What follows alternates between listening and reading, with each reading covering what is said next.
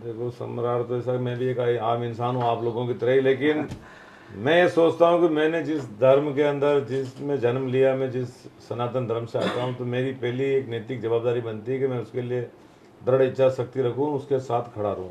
भगवा ध्वज के नीचे हमेशा खड़ा रहना ये मेरी नैतिक जवाबदारी भी है और मेरे को रहना भी चाहिए। मैं भगवा की बात करता हूँ, अगर सनातन धर्म है उसका आदि अनादि काल से सनातन, इस दुनिया के अंदर पहला धर्म सनातन धर्म है, जो सबसे प्राचीन धर्म है, सबसे पुराना धर्म है।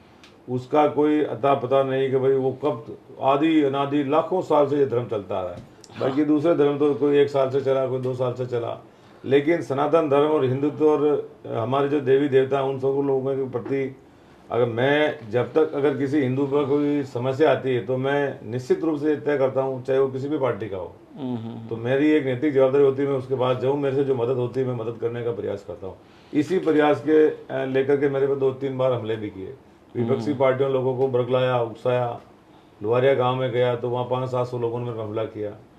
मेरी किस्मत अच्छी थी कि मैं बच गया। फिर उन्होंने चैलेंज किया, तेरी किस्मत अच्छी थी, बच गया। फिर मैं वापस गया, मैंने कहा शंकर भगवान का मंदिर है, मैं आऊँगा और गंगा जल से उनको स्नान करा के जाऊँगा। सही कहा। चुनाव के दौरान भी मांडल गांव के अंदर जो समाज विशेष के लोग, उन लोगों ने मेरे पर हमला किया। फिर भी मैं हिंदुत्व के, मेरे जान पर जो बाजी लगा करके भी मैं हिंदुओं के साथ खड़ा था, हूँ और रहूँगा। आज मैं एमएलए हूँ, निश्चित रूप से मैं कल नहीं रहूँगा, कभी न कभी कोई और बनेगा। ये राजनीति आती जाती रहती है, लेकिन मैं हिंदू पैदा हुआ हूँ और हिंदू ही मरूंगा। सही कहा। मैं हिंदुओं की रक्षा के लिए जो भी मेरे से मदद होती है मैं करूँगा, क्योंकि राजनीति आज है कल नहीं रहेगी, पर हिंदू हूँ, रहूँगा, और हिंदुओं की सेवा जब तक मेरे जीवन में प्राण में है तब तक मैं सेवा ऐसा करता रहूँगा। सही कहा।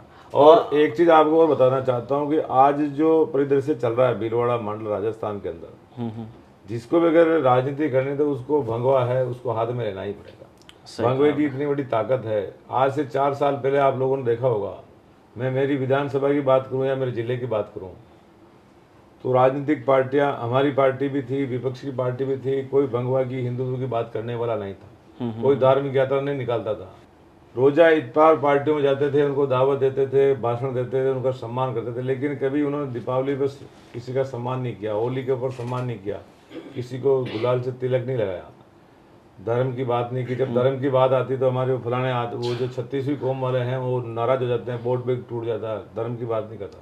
मैं खुला बोलता हूँ कि मेरे को हिंदू समाज के वोट चाहिए, 35 कौम के वोट चाहिए, और 35 कौम के लोगों ने मेरे को वोट दिया। मैंने उनका वोट मांगा भी नहीं, मेरे को जीवन में भी नहीं चाहिए।